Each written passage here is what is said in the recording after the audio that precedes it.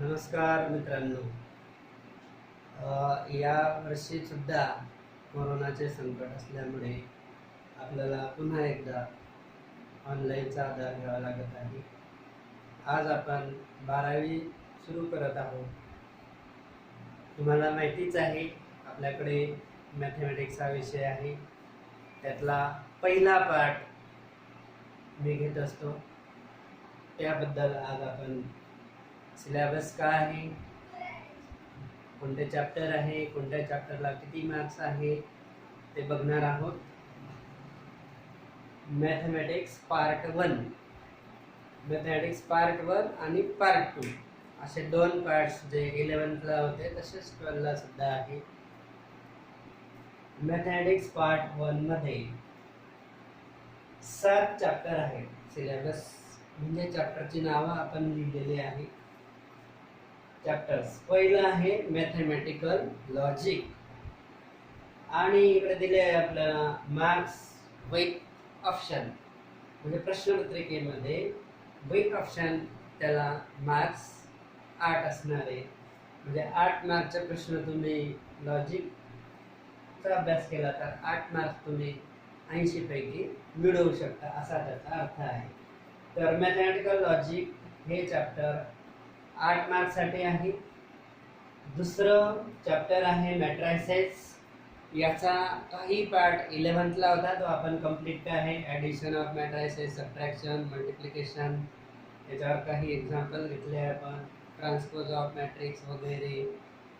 त्याच्या पुढचा पार्ट इथे 12वी मध्ये आहे, तो 6 मार्क्सला आहे. नंतर तिसरं चॅप्टर आहे ट्रिग्नॉमेट्रिक फंक्शन. हे अतिशय महत्त्वाचं चॅप्टर आहे. याचा आधीचा पार्ट 11th मध्ये आपण पाहिलेला आहे, ट्रिग्नॉमेट्री पार्ट 1, ट्रिग्नॉमेट्री पार्ट 2. त्याच्यावर आधारित हे ट्रिग्नॉमेट्रिक फंक्शन हे चॅप्टर डिपेंड आहे. 10 मार्क्सचं ते चॅप्टर आहे. त्याच्यानंतर आहे स्ट्रेट लाईन. स्ट्रेट लाईन हे चॅप्टर 6 मार्क्ससाठी आहे. Logic 8, matrices 6. त्याच्यानंतर पुढचा चॅप्टर आहे वेक्टर्स. ते आपल्याला विथ ऑप्शन 12 मार्क्ससाठी आहे. नंतर 6 नंबरचा चॅप्टर आहे लाईन अँड प्लेन. ते 10 मार्क्सचं चॅप्टर आहे. आणि सर्वात शेवटचं आहे लिनियर प्रोग्रामिंग. हे जे चॅप्टर आहे ते 4 मार्क्सचं चॅप्टर आहे. तर ही बेरीज जर करून पाहिली आपण तर ती 56 आहे. अशाच प्रकारचं मॅथमॅटिक्स पार्ट 2 मध्ये 8 चॅप्टर्स आहेत. त्याचे विथ ऑप्शन मार्क्स आपल्याला मिळतील. त्याची पण ॲडिशन 56 होईल. म्हणजे 56 आणि 56 112 मार्क्सची आपली एक्झाम असते, पेपर असतो. आणि तुम्हाला विथ ऑप्शन 112चं असतं ते. तर तुम्हाला 80 मार्कचे प्रश्न कंपल्सरी त्यातले सोडावे लागतात. तर त्याच्यामध्ये section A, section B, section C, section D. Section A मध्ये MCQ वगैरे असतात. एक PDF तुम्हाला मी पाठवेल. त्याच्यामध्ये सेक्शन ए मध्ये काय राहील, कोणते प्रश्न राहतील, बी काय राहील, किती मार्कचा राहील, किती मार्कचे प्रश्न राहतील ते बी सेक्शनमध्ये तुम्हाला कळेल. सी सेक्शनमध्ये कोणते प्रश्न राहतील आणि किती मार्कचे राहतील ते आपल्याला कळेल. आणि डी सेक्शनमध्ये पण 4 मार्कचे प्रश्न असतात, ते आपल्याला त्या PDF मधून कळेल. त्या PDF मधून तुम्हाला पूर्ण प्रश्नपत्रिकेचा आराखडा आपल्याला मिळणार आहे.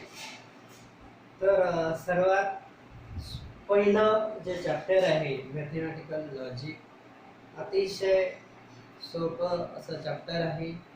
तुम्ही एक वेळेस त्याला अभ्यासलं तर पुन्हा त्याचा अभ्यास करायची गरज पडत नाही. एकदा लक्षात घेतलं की ते आपल्याला नेहमी लक्षात राहील. अशा प्रकारचं पहिलं चॅप्टर आहे. तर आपण आता त्या पहिल्या चॅप्टरला सुरुवात करूया. पहिलं चॅप्टर आहे mathematical logic.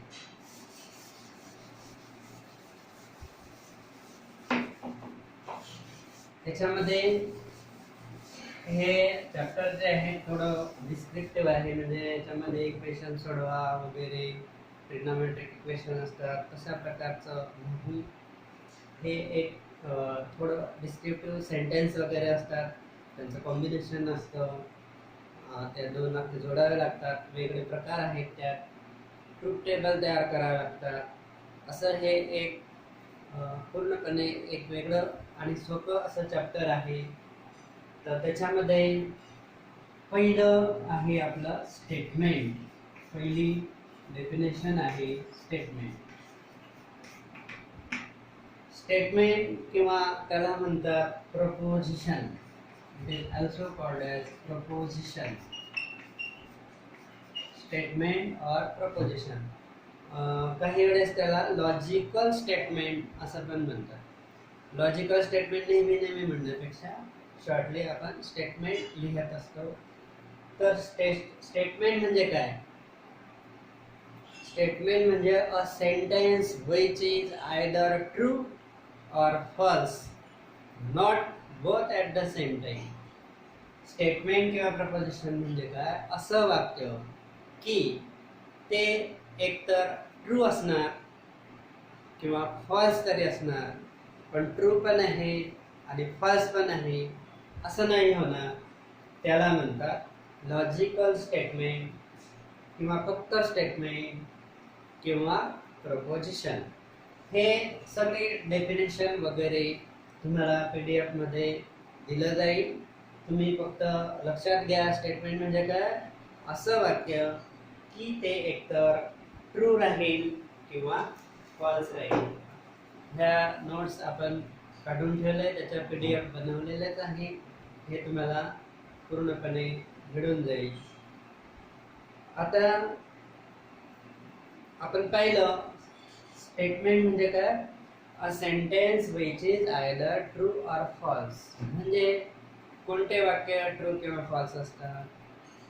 Any declarative sentence. Declarative sentence जे असतं ते ट्रू किंवा फॉल्स असतं. म्हणजे डिक्लरेटिव्ह सेंटेन्स म्हणजे स्टेटमेंट असतं. फॉर एक्झाम्पल दिलं आहे का तुम्हाला? हे मिळणार आहे 3 इज अ प्राईम नंबर. तर मॅथमॅटिकल स्टेटमेंट असतात किंवा जनरल असतात. 3 इज अ प्राईम नंबर. 3 ही मूळ संख्या आहे. तर हो, 3 ही मूळ संख्या आहे. 3 इज प्राईम नंबर, ट्रू आहे, म्हणजे ते स्टेटमेंट आहे. आपण असं म्हटलं 4 इज अ प्राईम नंबर, तरी ते स्टेटमेंट राहील, कारण ते फॉल्स राहील. म्हणजे असं वाक्य की तर ट्रू असेल किंवा फॉल्स असेल. म्हणजे आता तुम्ही असं लिहिलं 3 + 2 = 5, तर हे मॅथमॅटिकल एक सेंटेन्स आहे, ट्रू आहे. तुम्ही 3 + 2 = 7 लिहिलं तरी ते स्टेटमेंट आहे, कारण ते फॉल्स आहे. म्हणजे असं वाक्य पाहिजे की एकतर ते ट्रू असेल किंवा फॉल्स असेल. असे वेगळे वाक्य इथे दिले आहे. हे जे स्टेटमेंट्स असतात, statements are denoted by small letters P, Q, R, S, T. याने स्टेटमेंट एकापेक्षा जास्त असतील तर त्यांच्यासाठी नोटेशन आपण small P, Q, R, S, T अशा प्रकारे सिम्बॉल घेऊ शकतो. आता कोणते सेंटेन्स स्टेटमेंट नसतात ते आपल्याला दिलं आहे. ते सेंटेन्स विच आर इंट्रोगेटिव्ह, म्हणजे प्रश्नार्थक वाक्य असतील. एक्सक्लेमेटरी म्हणजे उद्गारवाचक असतील. कमांड किंवा ऑर्डर केली असेल, कोणाला कमांड केली असेल, रिक्वेस्ट केलेली असेल, सजेशन असेल, तर अशा प्रकारचे वाक्य स्टेटमेंट नसतात. फक्त डिक्लेरेटिव्ह सेंटेन्स हेच स्टेटमेंट असतात. बाकी इंट्रोगेटिव्ह म्हणजे प्रश्नार्थक, एक्सप्लेनेटरी उद्गारवाचक, कमांड, ऑर्डर, रिक्वेस्ट, सजेशन हे अशा प्रकारचे वाक्य स्टेटमेंट नसतात, कारण त्यांचा ट्रू आणि फॉल्सशी काही एक संबंध येत नाही. For example God bless you असं वाक्य आहे. समजा गॉड ब्लेस यू, तर हे एक्सप्लेनेटरी सेंटेन्स आहे. याचा ट्रू आणि फॉल्स से काय संबंध आहे? हे कसं आहे? 3 + 2 = 7 फॉल्स आहे हे आपल्याला लगेच सांगता येते. 5 लिहिलं तर ट्रू आहे असं आपल्याला लगेच कळेल. पण गॉड ब्लेस यू असं वाक्य आहे, याचा काही ट्रू आणि फॉल्स संबंध आहे का? तर अशा प्रकारचं वाक्य स्टेटमेंट असतं. हे सर्व एक्झाम्पल तुम्हाला इथे दिलेले आहे, ते PDF मध्ये आपल्याला मिळतील. या व्हिडिओच्या खाली पण आपण एक लिंक देणार आहे, त्याच्यामध्ये ते PDF तुम्हाला दिसणार आहे. हे लिहायला आपल्याला वेळ लागेल म्हणून मी तुम्हाला डायरेक्ट सांगतोय. दुसरा दिला how are you. How are you एक प्रश्न केलेला आहे, हाऊ आर यू. याच्यामध्ये ट्रू आणि फॉल्सचा काही एक संबंध येत नाही. Please carry out my instruction म्हणजे आपण सांगतोय, उपदेश करतोय त्यांना की please carry out my instruction, तर हे पण स्टेटमेंट नाही. ओपन द डोअर ऑर्डर करतोय आपण, ओपन द डोअर किंवा सेट द डोअर, हे स्टेटमेंट नाही. ट्रू आणि फॉल्स काही संबंध नाही. ही इज क्लेवर, तो हुशार आहे. कोण? तो म्हणजे कोण आपल्याला माहिती नाही, म्हणजे ट्रू किंवा फॉल्स आपल्याला ते काही कन्व्हर्सन करता येणार नाही. म्हणून अशा प्रकारचे स्टेटमेंट असतात, ते स्टेटमेंट नसतात. बाकीचे जे ट्रू आणि फॉल्स आहेत ते सगळे स्टेटमेंट असते. ट्रू किंवा फॉल्स, जे वाक्य ट्रू किंवा फॉल्स मध्ये जातील ते स्टेटमेंट असते. मग याच्यावर आता ट्रूथ व्हॅल्यू पुढची डेफिनेशन आहे. ट्रूथ व्हॅल्यू, ट्रूथ व्हॅल्यू जसं आपण मराठीमध्ये बघितले, काही वाक्य दिले जातात, खाली जे वाक्य आहे ते खरे का खोटे ते ओळखा. ट्रू किंवा फॉल्स असं state whether the following sentences are true or false असं लिहितो आपण. तर एखादा वाक्य ट्रू असेल तर आपण ट्रू लिहिल्यावर आपल्याला बरोबर असं मार्क्स मिळतो. एखादा वाक्य चुकीचं असेल तर आपण तिथे फॉल्स किंवा चूक शब्द लिहून आपल्याला एक्झामिनर बरोबर देतो. जर तुम्ही त्याचं उत्तर बरोबर, चूक किंवा बरोबर लिहिलं असेल तर चूक किंवा बरोबर ही त्याची ट्रूथ व्हॅल्यू झाली. तर ट्रूथ व्हॅल्यू म्हणजे इथे if a statement is true, आता स्टेटमेंट आहे तर ते ट्रू असणार आहे. ते जर का ट्रू असलं तर त्याची ट्रूथ व्हॅल्यू कॅपिटल T घेतात. आणि ते स्टेटमेंट आहे ते फॉल्स असू शकते. जर ते फॉल्स असलं तर त्याची ट्रूथ व्हॅल्यू F घेतात. लक्षात घ्या, स्टेटमेंट आहे तर काय राहील, एक तर ट्रू राहील किंवा फॉल्स राहील. ते जर ट्रू असलं तर ट्रूथ व्हॅल्यू काय घ्यायची, T घ्यायची. आणि ते जर फॉल्स असलं तर ट्रूथ व्हॅल्यू F घ्यायची. अगदी सोपं आहे. ट्रूथ व्हॅल्यू लिहिणे म्हणजे T किंवा F लिहिणे. आपण आता काही वाक्य बघणार आहोत की ट्रूथ व्हॅल्यू कशी लिहायची, असा प्रश्न असतो. Whether the following sentences are statement, म्हणजे खाली जे वाक्य दिले आहे ते स्टेटमेंट आहे का? इफ सो म्हणजे स्टेटमेंट असतील तर then state their truth values. जर स्टेटमेंट असतील तर त्यांची ट्रूथ व्हॅल्यू काढा किंवा लिहा, असा प्रश्न असतो. एक तर स्टेटमेंट आहे का अगोदर ते सांगायचं, it is statement or it is not statement ते सांगायचं. स्टेटमेंट असलं तर त्याची ट्रूथ व्हॅल्यू लिहायची, स्टेटमेंट नसलं तर ट्रूथ व्हॅल्यू येणारच नाही. तर अशा प्रकारचे वाक्य असतात. आता आपण जर म्हटलं नागपूर इज इन महाराष्ट्र, हे एक वाक्य आहे. नागपूर इज इन महाराष्ट्र, नागपूर हे महाराष्ट्रामध्ये आहे. तर हे वाक्य कसं आहे? ट्रू, बरोबर आहे. म्हणजे वाक्य जे आहे ते काय पाहिजे, एकतर बरोबर पाहिजे किंवा चुकीचं पाहिजे. मग आता हे बरोबर वाक्य आहे का नाही, म्हणून ते statement Nagpur is in Maharashtra. मग त्याची ट्रूथ व्हॅल्यू काय? T. आता आपण जर असं म्हटलं नागपूर इज इन मध्य प्रदेश, मग ते स्टेटमेंट राहील कारण ते चुकीचं वाक्य होणार आणि त्याची ट्रूथ व्हॅल्यू त्यावेळेस काय येईल? F येईल. अशा प्रकारचे वेगळे प्रश्न असतात. हे तुम्हाला सांगतोय मी तुम्हाला PDF मध्ये ते मिळणार आहे. व्हिडिओच्या खाली जे लिंक आहे त्याच्यात पण आपण त्याला PDF देणार आहे. नंतरचं वाक्य आहे 3² = 9. असं मॅथमॅटिकल स्टेटमेंट आहे. असं लिहायचं. It is a statement. Statement आहे का नाही? आहे, कारण ते ट्रू आहे. आणि आपण =10 जरी लिहिलं तरी ते स्टेटमेंट राहील, कारण ते त्यावेळेस फॉल्स आहे. मग इट इज अ स्टेटमेंट. मग काय लिहायचं? Truth value =p. हे जर बरोबर असेल तर ट्रूथ व्हॅल्यू t लिहायची, आणि चुकीचं असेल तर ट्रूथ व्हॅल्यू f लिहायची. असं पहिलं वाक्य. नंतर दुसरे 3 is greater than 5. 3 is greater than 5 आहे का? 3 5 पेक्षा मोठा आहे का? नाही. म्हणजे हे चुकीचं वाक्य आहे, म्हणजे स्टेटमेंट आहे. एक तर चूक पाहिजे किंवा बरोबर. तर हे एक चुकीचं सेंटेन्स आहे, म्हणून ते स्टेटमेंट आहे असं लिहायचं. It is a statement. Truth value काय येईल मग त्याचे? असं करायचं. It is a statement. Truth value will be f. नंतर पुढचं वाक्य आहे sun rises in the east. Sun rises in the east म्हणजे सूर्य पूर्वेला उगवतो. It is a statement. Truth value is t. असं लिहायचं. It is a statement. Truth value is t. याची f होती. आपण जे वाक्य त्याचे आता जे सांगितलं त्याचं f आहे. Sun rises in the east त्याची ट्रूथ व्हॅल्यू t आहे. पुढचं व्हॉट इज युअर नेम. तुमचं नाव काय आहे? याच्यामध्ये काही ट्रू आणि फॉल्सचा संबंध आहे का?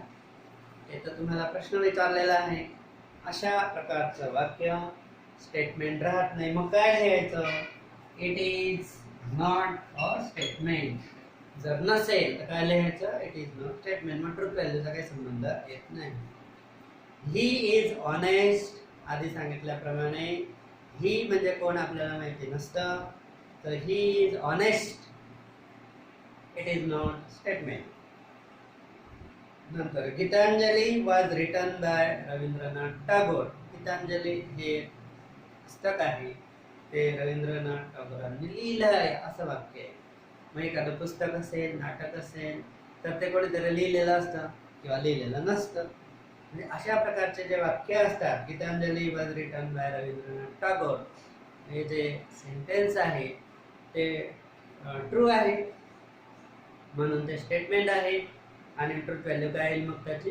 t येईल. What a beautiful it is. What a beautiful it is उद्गारवाचक आहे. तर अशा प्रकारचं सुद्धा स्टेटमेंट राहत नाही. Please give me a glass of water. मला कृपया एक ग्लास पाणी द्या. तर याच्यामध्ये ट्रू आणि फॉल्सचा काही संबंध नाही. ते ऑर्डर केली आपण किंवा रिक्वेस्ट केलेली आहे, तर ते स्टेटमेंट राहत. sin 2a is equal to 2 sin a cos a. बघा, sin 2a is 2 sin a cos a. हा एक ट्रिग्नोमेट्रिक मधला फॉर्म्युला आहे. sin 2a is 2 sin a cos a. आता हे लिहिलंय आपण असं, तर मॅथमॅटिकल स्टेटमेंट आहे, तर ट्रू किंवा फॉल्स असणारच आहे. म्हणजे आता हे it is a statement. Statement येईलच. ट्रूथ व्हॅल्यू हा जर फॉर्म्युला बरोबर असेल तर t येईल, चुकीचा असेल तर f येईल. तर हा फॉर्म्युला बरोबर आहे, तर याची ट्रूथ व्हॅल्यू t आहे. अशा प्रकारे आपल्याला अनेक वाक्य लिहिता येतील. पुढचं दिलं आहे ते √3 is rational number. √3 is rational number, परिमेय संख्या आहे. √3 अपरिमेय आहे, म्हणजे इरॅशनल आहे. रॅशनल म्हटलं तर ते चुकीचं, इरॅशनल म्हटलं तर ते बरोबर. म्हणजे दोघं परिस्थितीमध्ये ते स्टेटमेंट राहील. √3 इज रॅशनल नंबर स्टेटमेंट आहे, कारण ते चुकीचं. Truth value is t.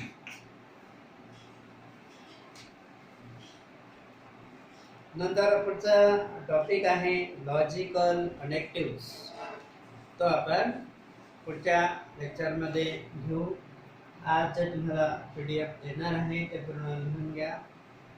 चॅप्टरची नावं, त्याला किती मार्क्स आहेत, स्टेटमेंट म्हणजे काय, ते कशाने डिनोट करतात, ट्रूथ व्हॅल्यू म्हणजे काय, नंतर काही एक्झाम्पल दिले तुम्हाला तर ते स्टेटमेंट केव्हा असतं केव्हा नसतं, हे अशा प्रकारे आज लिहून घ्या. पुढच्या लेक्चरमध्ये आपण लॉजिकल कनेक्टिव्स हा एक पुढचा पॉईंट आहे तो बघणार आहे. थँक्यू.